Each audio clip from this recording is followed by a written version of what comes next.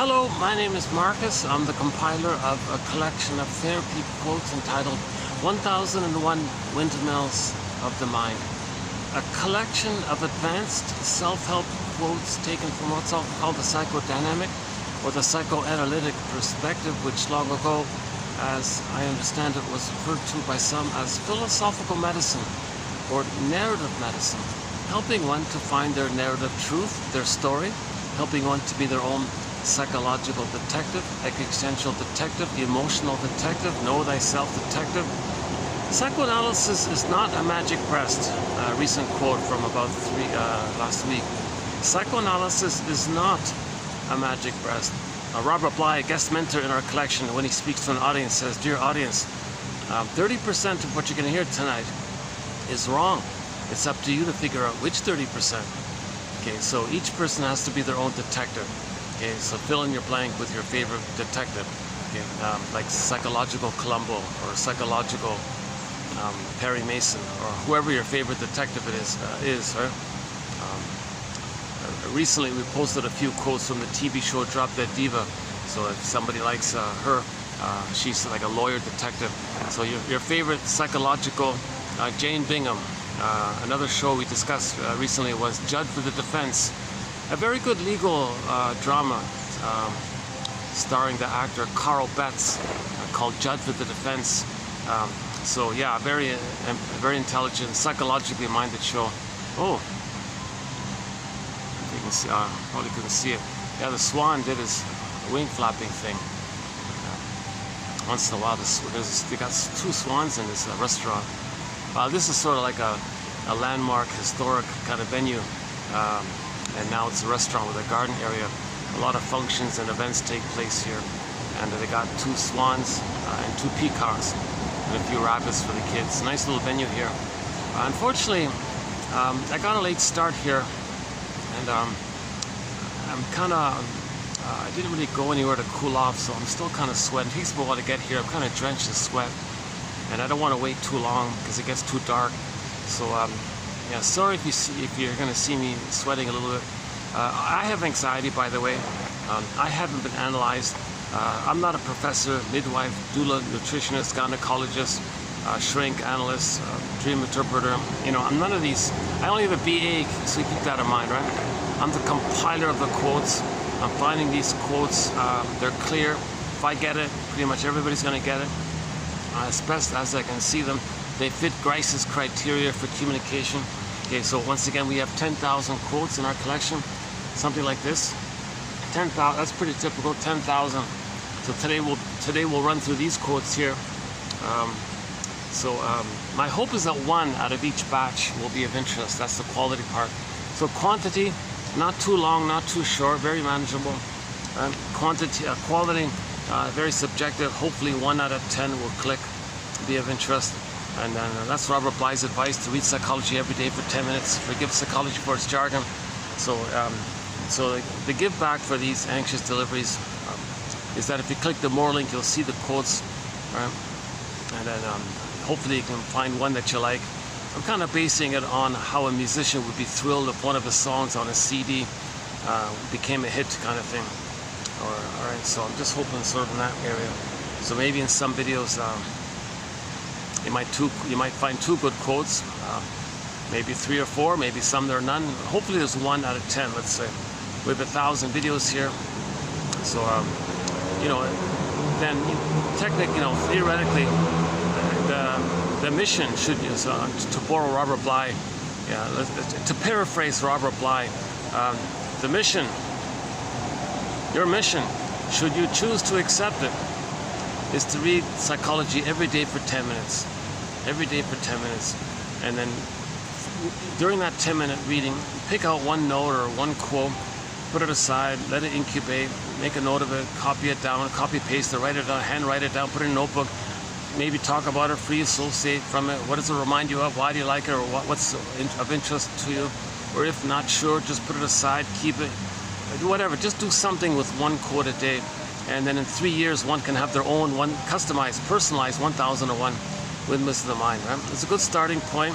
It's weaving a basket, and then an egg can appear. So once again, psychoanalysis looks for an egg in a basket. that's missing. So first weed this basket, and then maybe the potential of new life can come in. So don't look for that new life directly. You need like a container, some kind of construct. So these quotes are theories, ballpark approximations, hypotheses, guesstimates, invitations for mutual exploration, clues, trying to be a detective here, right? You know, that's the narrative medicine. You're trying to construct your story, trying to find your story. It doesn't have to be perfect. If it's close enough, the feelings will come up. Right? If you feel seen by you, you've given yourself some witnessing or empathy, the feelings may come up. So first give yourself the recognition, then the belated feeling release around the knowledge of the trauma, and then a belated understanding of it all, and then now you have a sort of like you're more yourself now because you have more awareness of yourself and more of your old feelings that were blocked are now available to you, that kind of thing. So we want to make the unconscious conscious, basically. Geez, yeah, it's a little hotter today. Yeah, no, that's not true. I didn't really cool off anywhere. It's like in the mid 30s, but with the heat index, it's kind of like low 40s kind of thing. But I'm really hoping I'll get a breeze, I'll cool off, because otherwise you'll see me drenched in sweat. Yeah, so my give back, once again, my give back is the quotes are posted below. So don't judge, and what I'm trying to say is don't judge this by yours truly here. I have been analyzed. I would love to do a full analysis. I have childhood amnesia. You know, there's a lot. That's a sign of trauma, right? So if you can make inferences and, you know, read your behavior, like derive inferences from your patterns kind of thing, it might lead to maybe a close enough approximation of witnessing, and then maybe there can be like a, oh gee, I feel seen kind of thing. You're ready to accept the feelings because now you know what's going on. So you're trying to attenuate the pain kind of thing. Okay, okay, hang on, I'll back up. It's like this topic of what they call abreaction. There's a positive way, there's the positive version of it, like a genuine catharsis, versus just a failed catharsis. So that topic was discussed 71 to 3, TQ27, 71 to 3. There was a 3-video special run recently completed on this topic of like when there's emotions and the baby can't feel it, he blocks it with the defense mechanism. So defense mechanisms are mechanisms of the mind, operations of the mind, maneuvers of the mind. Okay, that kind of make the person unaware of the pain. It blocks the pain related to the memory of the event. So it's kind of blocked like that. So things are stuck. It's frozen, kind of, you know, and it's alive there and it's frozen there, and that's considered hurtful because your life forces can't flow, you know. And then when like just how water converts to ice, emotions that don't flow can stuck into the body and lead to a physical issue in the body. That's your psychosomatic symptoms, right? So that's why it's so-called pathogenic or something, right? So ironically, those very same feelings can heal you if they can flee. If feeling is healing, primal feeling, because there's a primal pain from the primal need not being met, Janov's terminology. So those very same feelings that can't be released and all that, that leads to the steaming effect of the energy of pain building up. That's called tension. And then the person just abreacts by blowing off tension. That's a negative abreaction. If you're just blowing off tension meaning you feel pain because you can't feel. If you don't feel, there's the pain of the tension of it, then there's the steam or the energy of that, and you're blowing off the energy steam around that. That's called tension, he says. So there's two kinds of so-called abreactions. The genuine feeling is healing one, where you click in your consciousness, you lend your present-day awareness to the past, okay? And then so you're conscious of the past, okay? And then you identify the memory and the feeling with those memories, and there can be a release then if there's a belated understanding with your consciousness. That's the whole thing. You got to be conscious of all this stuff. You can't just bypass it, right? If you try to bypass it, and whatever is released it's a negative abreaction. It's either sometimes it makes things worse because you weren't ready to release prematurely the feelings without an understanding of them, and then your system just clamped down again, and now the clamping down, doing it again and again, might be harmful depending on what kind of clamping is taking place, I guess. If you're lucky, it doesn't do anything, but sometimes. So this whole discussion of the jargon as abreaction was discussed recently. Again, 2771 to 3. Now, by the way, those 3 videos are sort of a tag on to the core material from 2745 to 70. So we did a 26 special video run on the work of the famous psychologist Arthur Janoff. Oh, how's the lighting here? Oh, jeez. Okay, hold on a sec.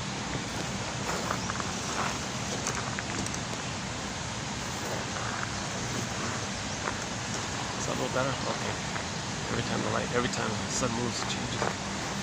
We did a special video run on the famous psychologist Arthur Janoff. We just completed a 26 video run. I'm kind of excited about it. Now, Janoff himself synthesized, he's passed away, psychology himself. And from his 16 books, I plucked out the best 200 quotes from his material, which I could find. So I feel excited about that material. It's like a crash course on psychology right there. If you want a good 101 crash course on psychology, like overall, that's pretty good, I thought. Now he focuses a lot about the first brain. So once again, we have 3 brains, the 3-in-1 brain, the triune brain. So he talks a lot about the first brain, which is often overlooked by the physiological, visceral sensation side of us, right? So he talks a lot about that, and he highlights something that others don't kind of ignore. So he gives us an important piece of the puzzle. Plus he talks about repetition compulsion. He kind of repackages it by calling it symbolic acting out. He talks a lot about how beliefs can trigger endorphins, and how we're searching for symbols some others love, and things like that, and the difference between the genuine catharsis, healing catharsis, which he calls primal healing, or primal for short, versus the sham stuff, like the blowing off steam stuff, or what actors do. They pretend they have a feeling and act like they have that feeling, and if they think they can imagine having that feeling and they display it, it's not connected to anything real. So that's like a sham kind of thing. Or they pretend there's somebody else who has a feeling, and pretending to be that other person, and then that helps them to display the feelings, thinking that they're that other person who has those feelings, and that's also like a sham kind of thing. So in the ancient Greece and all that, the actors would do this sham stuff. So they would call that's not a genuine catharsis or something. Versus the genuine catharsis of the healing, when a person admits the trauma, admits they didn't get the love that was needed, and feel the pain of being betrayed or something, or mother misattuned or malattuned, and feeling the pain of the reality of all that. Hold on a second.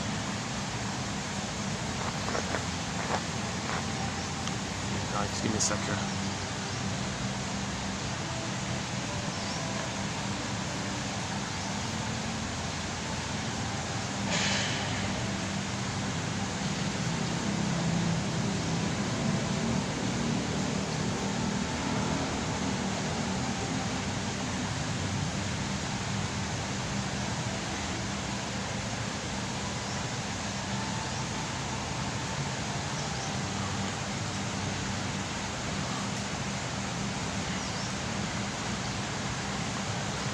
Give me a second here.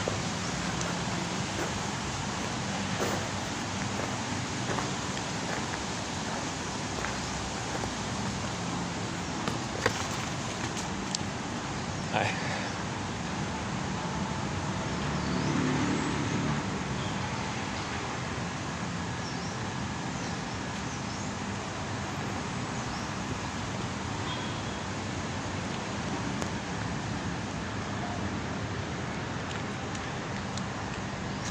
some smokers just sat beside me there.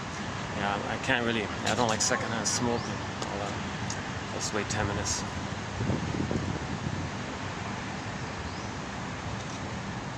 How about here?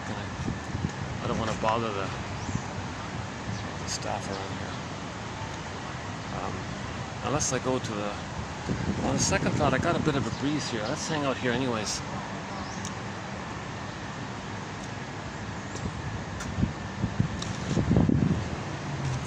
Let's try here for a bit. Oh, yeah, I got a bit of a breeze. Yeah, let's hang out here. Too bad I couldn't bring a chair here. Yeah, I gotta cool off.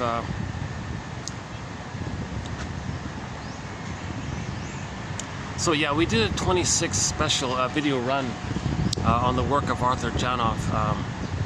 Exciting material. So once again, 2745 to 70, plus the tag on, the 3-video tag on this complicated term called abreaction. Actually, it's a bad translation. The original was abri.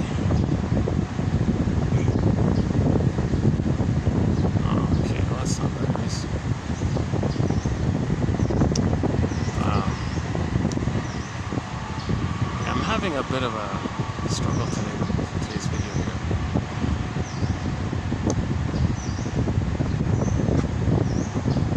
Now he's just standing right in front of my table. It's probably innocent or something. It's all innocent, but just like little bad manners kind of.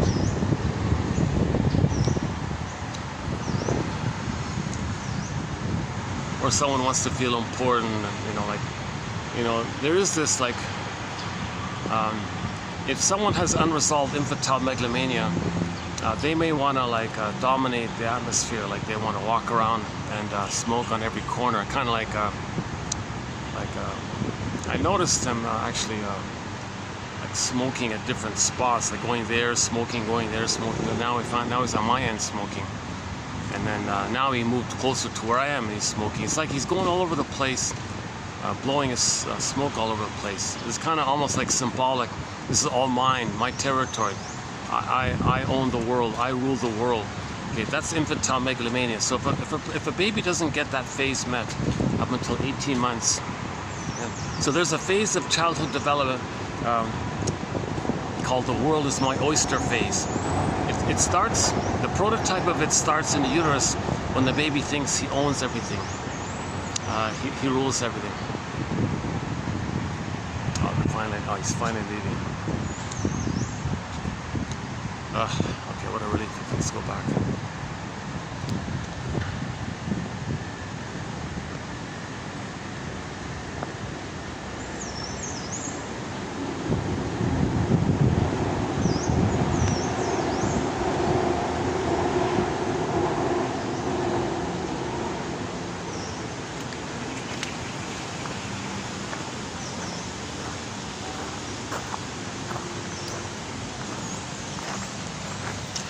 Yeah, he interrupted me earlier, like before I started the video.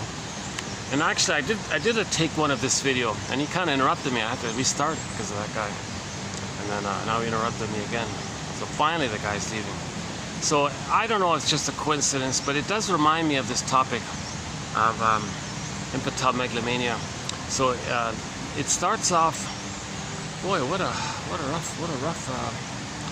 Today's very unusual with the video today. Very unusual.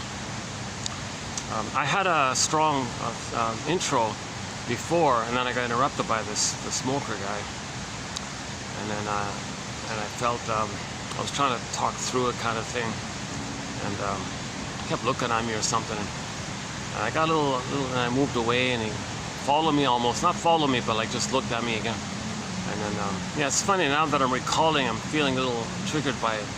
And I'm almost tempted to shut down the video again like I did last time. So I don't want to, let's save this video here.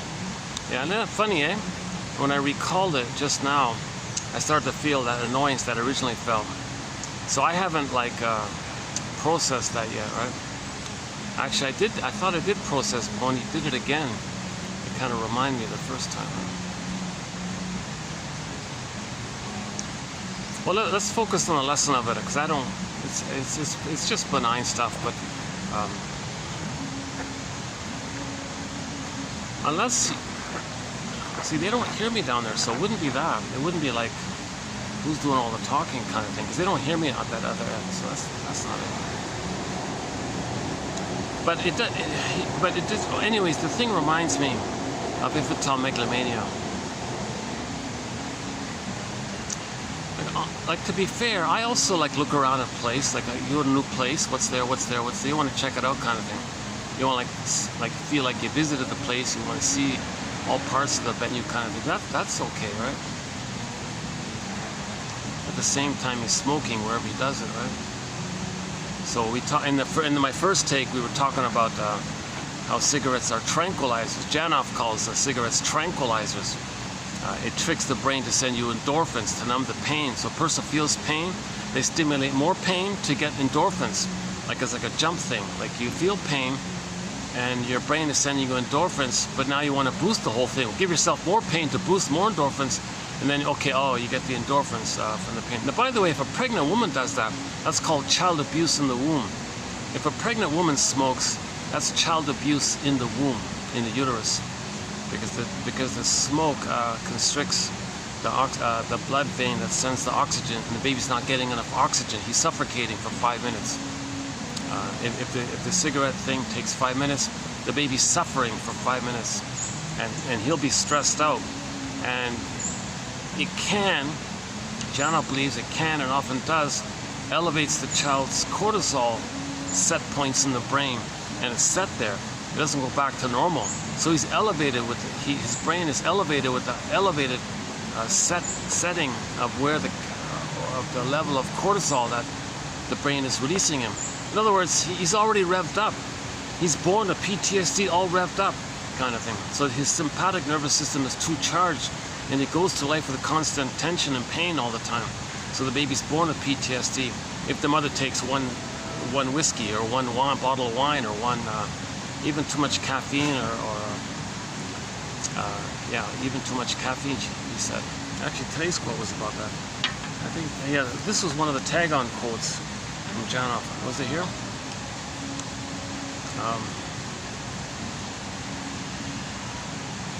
A mother who drinks caffeinated soda and coffee while pregnant may be resetting the heart rate speed of her offspring. Well, that's another area.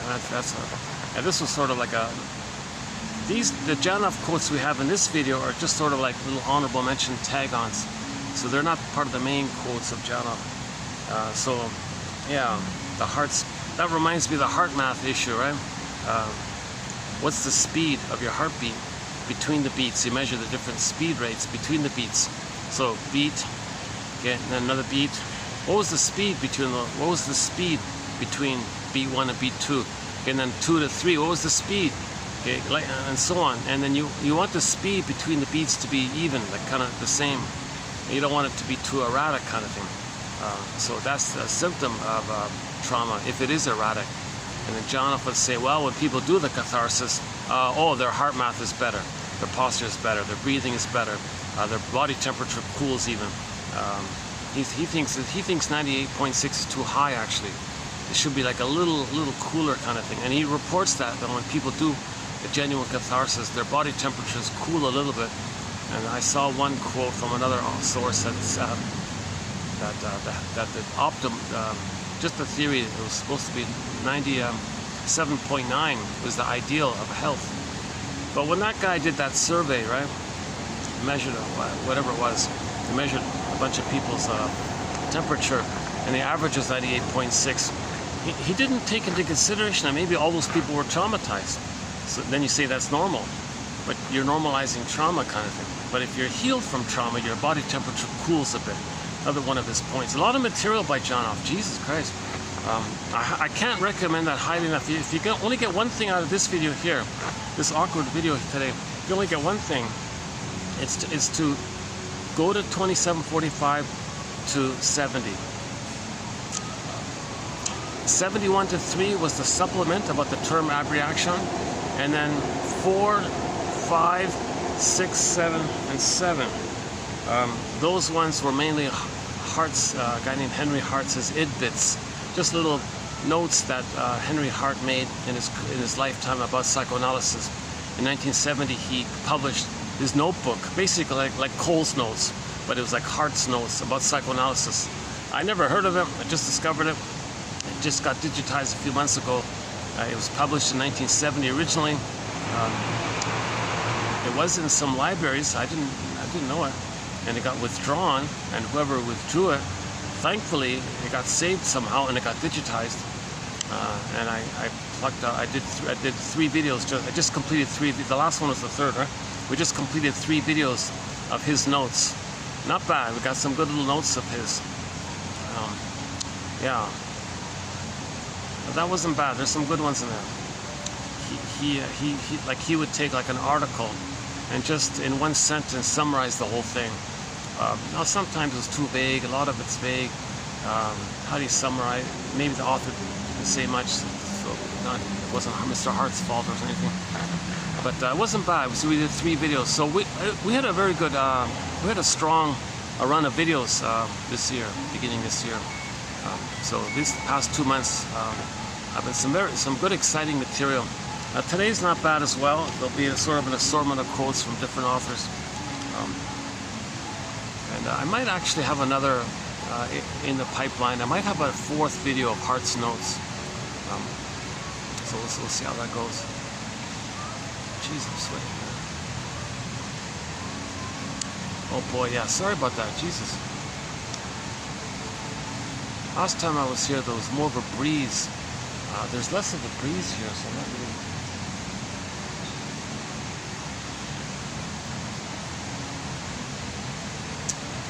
Maybe I can. You know, they once offered me a fan. Very nice staff here. Sir, would you like a fan? They once offered me a fan. I'm tempted to. I see the electrical plug here.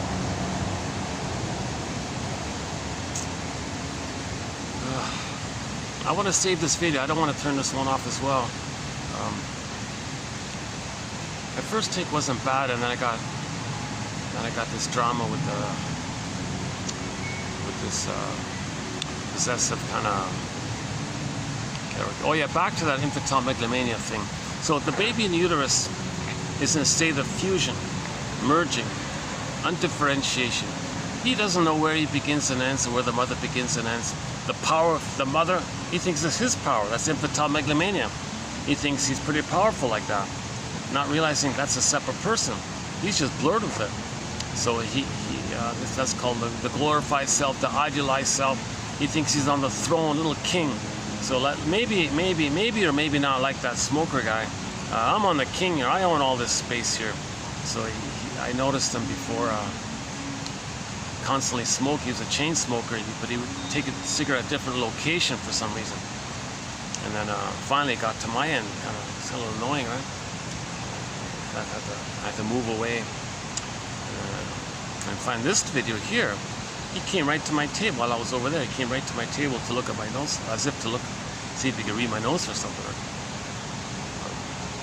Just curiosity, right? But he probably thinks, no, I own it all. Maybe unconsciously, I don't know. I'm just reminded of it. You know, the baby thinks he rules the world as his oyster up until 18 months. So up until 18 months, there's a phenomenon, a psychological phenomenon called infantile megalomania, okay, or infantile omnipotence. And associated with it is unconditional hallucinatory omnipotence, or magical thinking, omnipotence of thought. So the child thinks that he's entitled and everything gets met for him. The world is for him, everything's about him. Okay, sound familiar with narcissism? Yeah. So, up until 18 months, the baby has primary narcissism, right? Thinking it's all about him, solipsism, the world is for him, or he's the whole world, or he's the center of the world, and the purpose of the world is to serve him, and the world's just this utilitarian. Like the breast mother, the mother in the beginning, the child doesn't understand mother's like a full person with feelings and all that. So if he's enraged and bites the nipple, he has no concept that the mother's in pain by this. Doesn't get it. Didn't reach that kind of place yet. That's called part object relating. And he's still not utilitarian mode of needing to be fed and nurtured to grow, to reach post 18, where he realizes the humanity of himself and others. Okay, and that's so 18 months is a critical time of development. ideally all babies need to get their needs met post 18 months, better yet post 36 months. We want the child to have a psychological birth. You know, if the child is traumatized someplace before 36 months, depending on where, okay, it's going to lead to a personality pattern. So if he's, for example, if he's traumatized in uterus, if he's traumatized at birth, between birth and 4 to 5 months, another phase, 4 to 5 months, 18 months phase, 18 months, 36 months phase. So it's sort of 5 basic phases. And if the trauma takes place in a phase, a personality pattern that's linked to that phase will spring up. For example, if the baby's traumatized before 4 to 5 months, he may end up with the Iago personality pattern, Iago, or the more extroverted one, or the more exhibitionistic version, the bully pattern, okay? and so on. So that's a difficult personality pattern, right?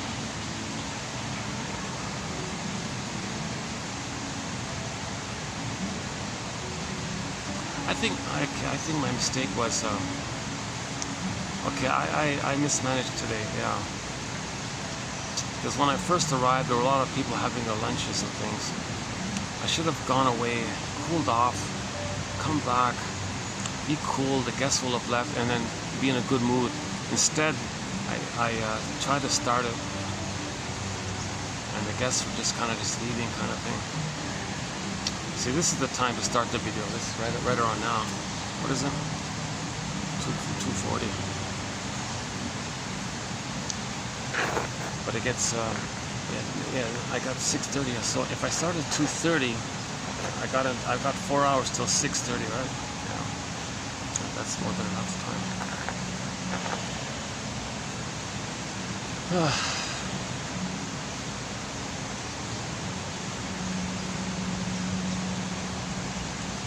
Maybe a part of me wants to have a better video, and if I feel like I got off on a rough start, oh, this is not going to be one of the better videos.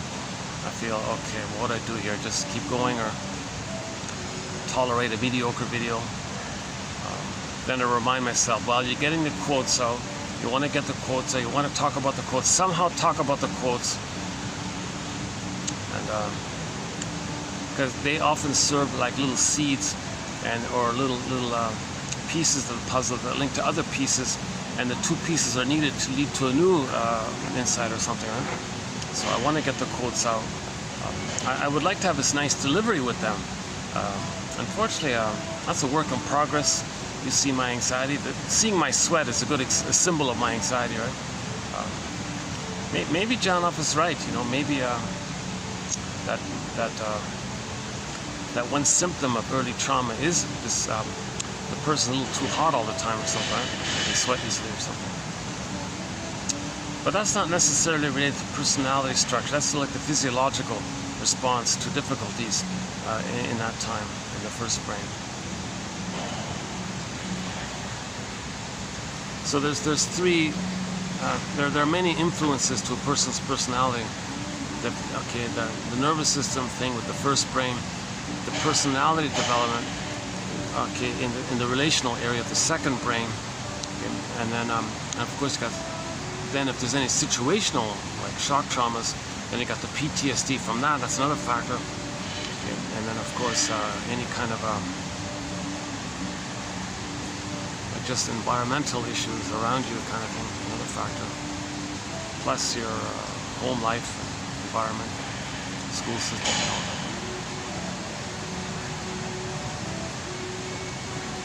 A lot of factors involved. Yesterday's quote was by Franz Alexander. He said, yeah, psychoanalysis needs to include the sociological contribution to healing the soul and the biological area of trauma in the first brain. Okay, that first line consciousness, that first line memory system. So back in, once again, the 3-in-1 brain, we have 3 brains. That first brain, yeah, that's the language is biology, neurochemistry, and all that. You've got to include that. So you look at heart math, right? You look at the speed between the beats. You look at body temperature and vital signs and posture, and he thinks he can analyze the tone of voice too. Because some people have he had one guy with a tone of voice that was always coercing people to, like, in a suggestion and with a little hostility and coercing them. Come on, listen to me, look at me. Like he wanted that narcissistic symbiotic respond to me, look at me, mother, because everybody was mother, look at me, didn't get that, so he kind of pushed it like that with this kind of, certain kind of, I don't know how to describe it, some kind of, certain kind of tone or tense, hostile, a slight covert aggression in his tone with a kind of a demanding, certain accentuations of way of speaking. It was designed to coerce people. Look at me when I'm talking to you, that kind of tone. When that guy, he had a narcissistic personality pattern, by the way.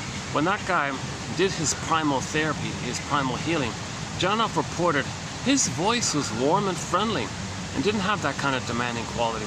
Another example was another guy with the bully pattern had his booming, controlling voice. You do what I say, I'm the boss here.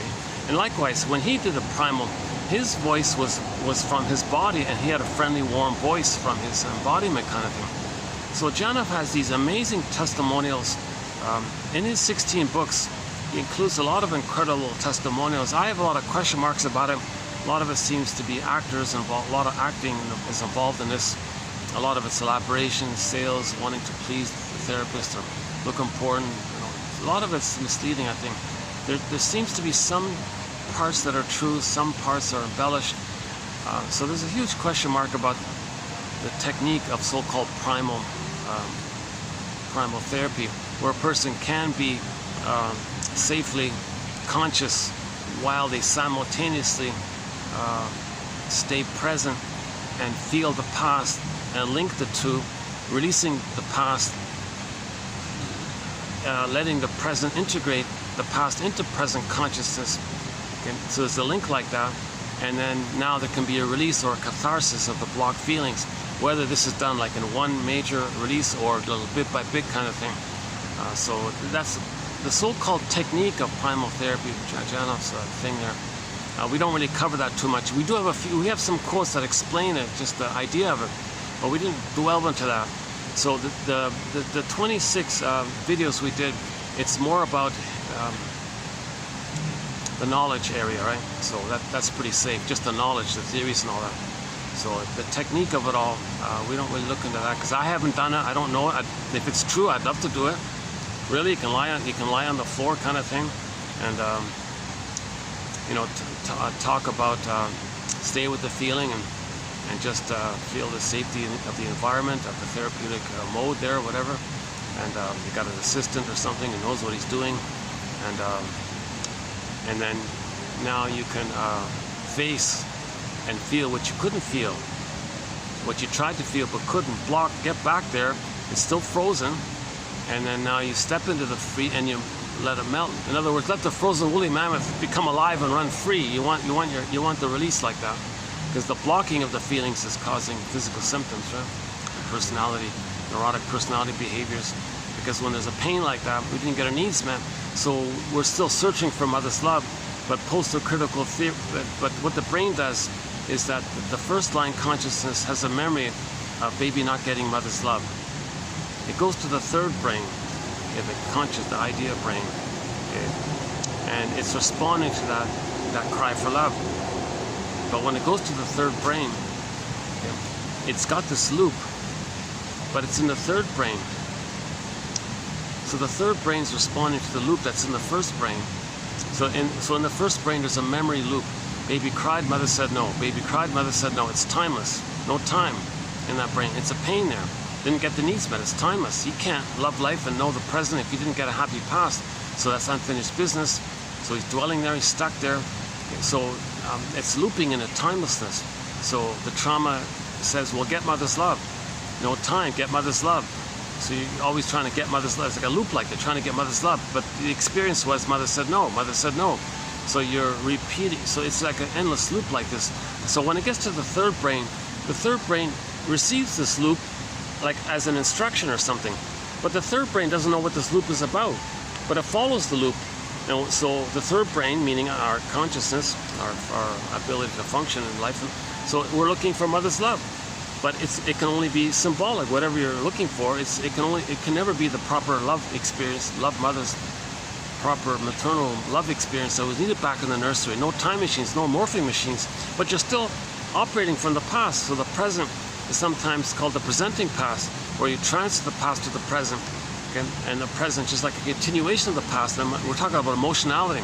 We're talking about the split between the emotionality getting frozen and the adaptive, unreal, false self that can still function in life. So they can still get 10 PhDs, 10 medals, 10 awards. They can still go through life, but we live to the extent that we feel. So with this, when the baby's traumatized, his feelings are frozen, his identity is frozen, his sense of self, his ontological self is all frozen. It's been put into cold storage. When the baby's born with an authentic self, didn't get the needs for its blossoming. As a desperation, it represses it, meaning he puts it into cold storage. Images, earth opens up in his core, K-O-R-E, gets pulled down into the underworld, or it's down a tunnel, down a cavern, or exiled into some other deep unconscious place, like the baby down a river to another land. Like, so the innocence is lost. Go I know not whither, and bring back I know not what. Like it's so far away from us that we don't, our real self, we never had a consciousness of it. Our real self never saw the light of day, Janov says. So we had an authentic self. We had an embodiment, and they're all born with an authentic self. The word of the year by the Merriam-Webster Dictionary Company was authentic.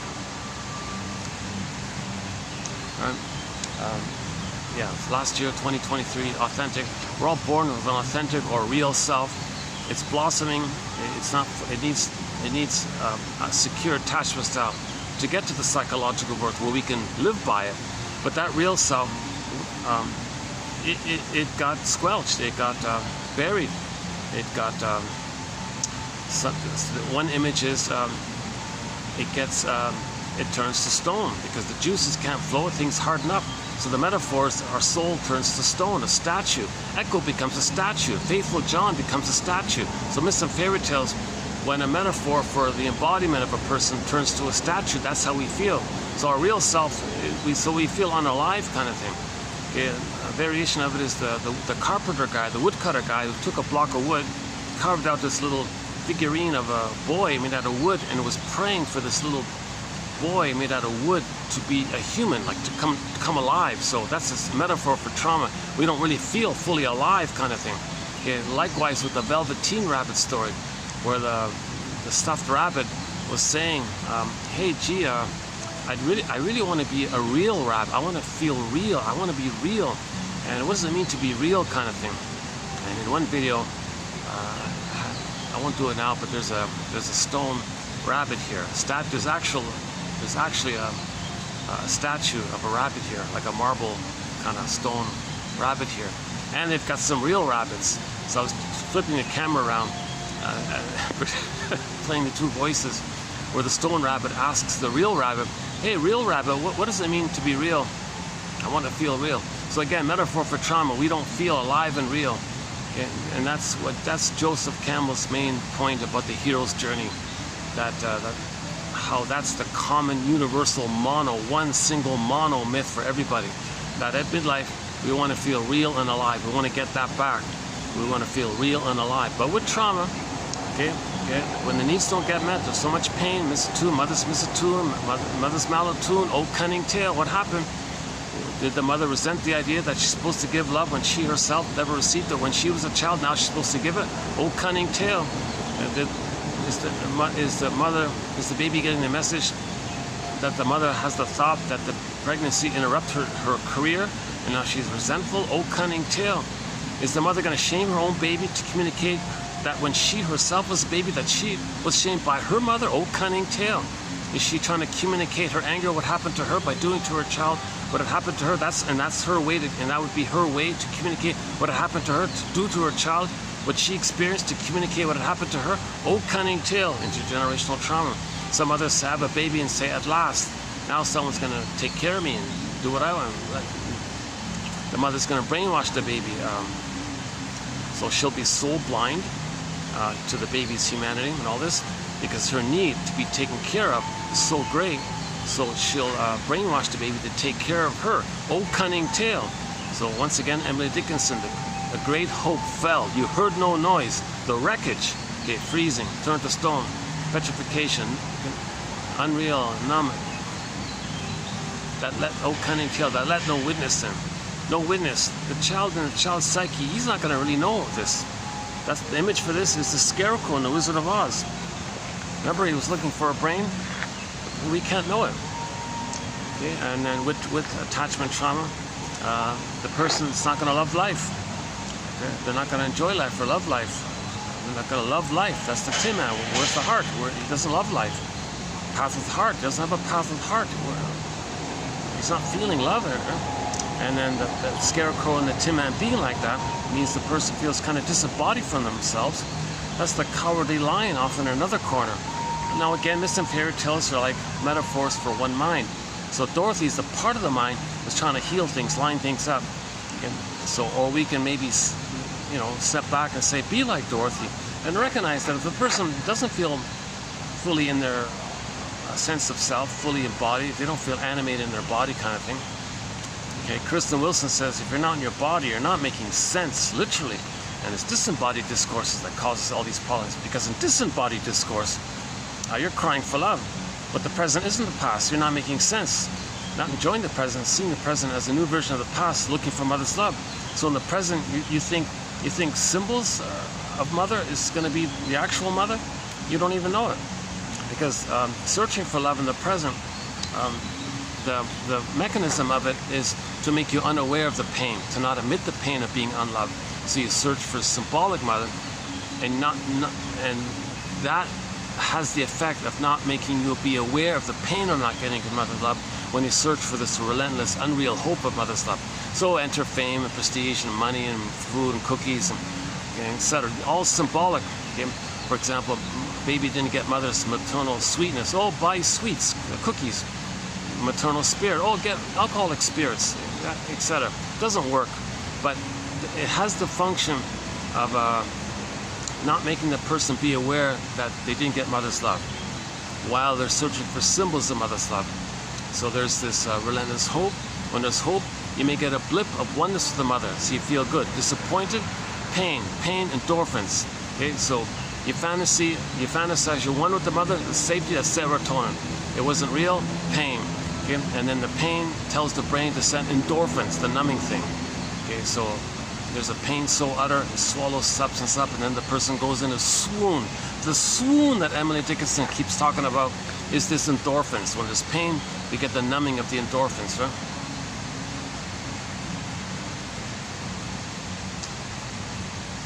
So, so back to the Wizard of Oz, right? So be like Dorothy. So if you feel disembodied, okay, and then you realize you're not loving life, that's the Tin Man. So everything's love or a cry for love. So in normal development, the child has a strong ego, knows his uniqueness, which he expresses in the present. Joy runs the console, loving life, meaningful, pleasure, enjoying the present. It's a pleasurable, it's a natural pleasure to know what's unique about you, to express that pleasure, shining your light kind of thing. That's a path with heart, and that's loving life, that kind of thing. Okay, so that's missing because the ego's, the Scarecrow's damaged, right? So they're not loving life, the Tin Man. So if you recognize that you're not loving life, love, heart, so the Tin Man, heart, missing heart. Okay, first things first. First things first, give the Scarecrow a brain. Give the Scarecrow a brain. These 10,000 quotes, your mission, should you choose to accept it, is to give the Scarecrow a brain. It's to find a brain to give to the Scarecrow. To help the brain have a Scarecrow. Your mission, should you choose to accept it, is to weave a basket so your feelings can come in. Your feelings in your embodiment. Or another variation of it is the Scarecrow, when you want to upgrade the house made out of straw and get it to a bricks house. A brick house is a strong ego. So your mission, should you choose to accept it, is to build a brick house. From the straw house, upgrade it to a brick house. Metaphor for strong ego. So once again, the brick house means the big bad wolf had no effect. Because with a strong ego, you recognize that the big bad wolf was just a metaphor that as a baby you felt like a big bad wolf. You felt hungry and raged. So when the baby's traumatized, he feels like a hungry wolf. Can't know it. As a defense to not feel that, he says the mother's a bad wolf, hungry wolf. Hungry wolf. Now with a strong ego, you know all this, so the wolf goes away. And the brick house can house the residents, right? But the straw house, you were scared by the wolf image because you didn't heal and forgive the mother. If you didn't forgive the mother, you see her as a hungry wolf. If you forgive the mother, that image goes away. So forgive the mother, understand the mother, find her psychobiography, get her story, recognize she's traumatized, okay, see the two sides of the situation, forgive the mother, that big bad wolf image poofs away. So it had no effect. So that's the brick house does that. So the brick house allows you to do that, right? So your mission, should you choose to accept it, is to give the scarecrow a brain. And I think this exercise is a step towards that end by reading, by following Robert Bly's advice to read psychology every day for 10 minutes. Study of the soul, psychology, psyche, mind, soul, psyche, soul, ology, study, right? Study of the soul, psychology. So you want to read psychology. So you got to be a psychological detective, existential detective, emotional detective, know thyself detective. So 10 minutes a day, that's your mission, should you choose to accept it. I got to update that one, right? These quotes are giving us night vision, another metaphor, night vision, to see what's unknown about us. Unknown, dark, we don't see it. Shadow, dark, unknown, dark, right? Lantern. These quotes are giving us a lantern, a vision, night vision, to see what's repressed, denied, so we can get it back. It's hard to get back something about yourself if you don't know what you lost. So you need a lantern. These quotes are giving us a lantern, giving us night vision. And actually, the shrinks have some interesting quotes. A recent one we discussed was the Fisher one, that the shrinks teach the clients how to fish. Don't just give them a fish, teach them how to fish. So once again, the metaphor of the ocean sometimes is a metaphor for the unconscious, the vast ocean. And under the water, you don't see it, right? But there's contents, there's fish in there, you don't see it. Well, you want to bring up the contents up to the boat, and sometimes the fisher person eats the fish, so integrate it all, right? So the shrink teaches you how to bring how to make the unconscious conscious, i.e. bring contents from your unconscious, the ocean, up to conscious, up onto the boat, up above the water, that's the conscious, under the water, it's the unconscious. So the shrink helps you to helps you, guides you to see what you don't know, teaches you how to find something about yourself that you don't know. Okay, look in the mirror, that's your projection. Well, that's within, that's repressed. So if you look at your projections, that means that's the method to see what's within. So projection is the means of bringing repressed material, unconscious material, to your consciousness. That's fishing. That's fishing. So one metaphor for psychoanalysis is how to be your own fisher person. So if the shrink helps you to own your projections, then you learn that habit. You can own your own, you can notice that yourself, and you can fish yourself. And you want to go through life owning more and more, bit by bit, in small doses, make the unconscious conscious. Every time you make the unconscious conscious, another metaphor is Hermes flies across. So all of the energy in the unconscious is sometimes called the id. The id is sometimes personified in myths and fairy tales as one of these gods, right? So Poseidon, in the Odyssey it was Poseidon, right? So Poseidon said to the guy, "Hey, you're playing infantile god. You think you own everything. I don't like this. Who are you? I don't need you." "Oh, yes, you do." "No, I don't." Okay, so finally the guy got it, but he's not a little god. He doesn't own everything. And then he had to learn why does he think he's a god? Well, he didn't get enough love. He was betrayed. His mother failed him. His mother betrayed him. It's called a betrayal trauma. His mother betrayed him. That's a painful thing to admit, right? So you got to learn that kind of truth. So Odysseus went into the underworld, unconscious, and saw that. He saw that in the underworld. Okay, so again, hell is just simply means a metaphor for the emotion of shame. When the identity is unaccepted, the emotion is shame. Shame is this burning, biting feeling, right? So hell is just a metaphor for the emotion of shame. So when Odysseus went into that shame kind of area, he recognized why he was shamed. What happened? Why did he feel shame? Why his identity was rejected? And he's got to compensate by thinking he's a little god to compensate and doesn't need anybody. And self-sufficiency, superiority complex, where he regresses to the time in the uterus when he was on the throne. He's reverting to that. Like, whoa, that's a desperate regression to go backwards like that. and ignore the reality of your humanness. So he went to the underworld, and who did he see there? Sure enough, he saw his mother. Okay, Jocasta. Jocasta means when a mother uses the baby to meet her needs. That's called the Jocasta style of mother. So Odysseus saw Jocasta. So what interpretation is the mother's Jocasta? And then he saw how an image of the repetition of mother betraying him is Agamemnon, who betrays the feelings. Right? So he saw Agamemnon, that he's Agamemnon, because he betrays himself the way his mother betrayed him, and the whole thing loops around because he sees Sisyphus in the background. Odysseus looks into Sisyphus's face and he sees that it's his face. So now Odysseus is getting, oh my God, I get it now. I was betrayed. I'm betraying myself. I was looping it around. This is nonsense. To replay this, thinking that if I treat others the way my mother treated me, that what I'm doing is finding proxies to stand in for me and get them to do my crying. I play the mother says no to me, but I see me into others and say no to others who stand in for me, and I play the mother who's shaming me, whom I see into others. So I'm shaming others, thinking I'm shaming me, loyal to the circle, the mother shaming me. So a common loop with trauma before 18 months is that people go through life not directly replaying what happened. What they do is they find proxies, someone to play their innocence. Okay? So the memories are relational. It's fused. Self and mother are blurred in as one. It's fused, but there's still two in there. Mother was the active aggressive who shamed him. New situations. Okay. So in the beginning, he cried for love. Mother, I need your love. No. Pain. Okay. Pain. Okay. So the need is there, but the pain said no.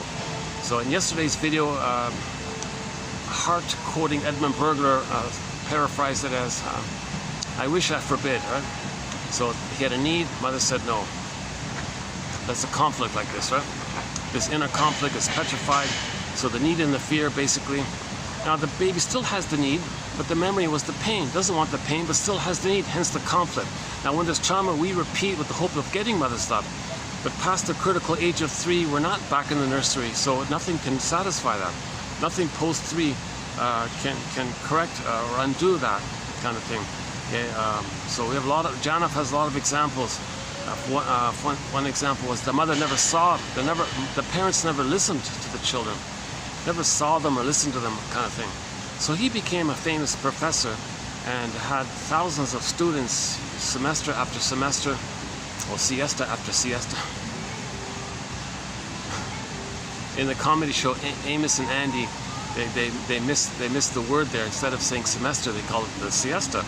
A little joke. They do a lot of these they call it malo arrows. Just a little play on words kind of thing. When they have they mix up idioms and words and things in a humorous way. So yeah, so for example, one guy was a lifelong professor and had tens of thousands of students sitting in their chairs, attentively listening, carefully, making notes. And again, and year after year, semester after semester, for decade after decade, that professor said, you know, I still feel unheard. I feel so unheard in my life. Because he's talking about the mother didn't hear him. The students can't be the mother. It's symbolic. But he tried again and again and again. It didn't change the neural circuit. So post age 3, nothing you get after 3 can correct that first imprint, that neural survival imprint that's burned in into the so-called crocodile brain, meaning the spine and the tip of the spine, the brain stem, and the neural circuits. It's your physiology, it's your survival mind, and it's with the mother. The thousands of students aren't the mother. No time machines. It can't change it. His other example was the famous actress Marilyn Monroe, right? A lot of problems very early on. Afterwards, she got millions of men sending her flowers every day or whatever it was. All these men wanting to give her everything. It didn't matter. She still felt unloved. Post the critical time of 3, nothing you get. One guy had $1 billion. He said, I still feel unloved. He's got $1 billion, castles and mansions and penthouses and yachts and $1 billion. He's got all these things. He's got more than billions. I feel unloved. Nothing you get. No amount of money as a symbol for mother, maternal, mother, matter, material, all linked to mother. It's symbol for mother. Money, symbol for mother. Okay, and since like with food, no matter how much you eat, you stuff yourself, it doesn't work. Okay, so post to critical time of 3. If we're still searching for mother through symbols, it's dysfunctional because we're still in the past, in the timelessness of the past, transferring the emotional timelessness of the past into the present. Okay, seeing the present emotionally as the past, crying for love. Now, when the person cries for love, they can do it 2 ways. So the direct way, oh, hang on.